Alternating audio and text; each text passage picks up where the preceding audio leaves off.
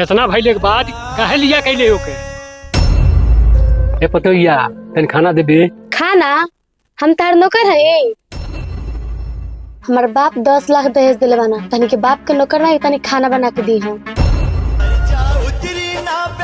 कहो जबानी तन लगाम दो।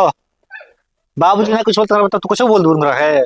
हाँ तो तू कान खोल के सुन ला, क्योंकि बाप के नौकर नहीं है, क्योंकि वो हमारे पे हुक्म चलाई।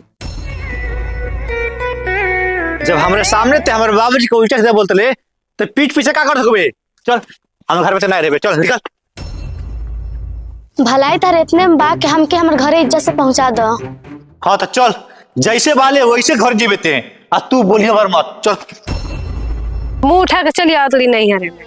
जौने पैरस्ते चल के आइल बड़े वही पैरस्ते वापस चल जो। बाबूजी ज्यादा माफ कर दो रखे, ओकरे तरफ से हम माफी मांगता से। याद रखिए जौन गलती कैले भी दोबारा उड़ा गलती करी तब ते पछतैबे।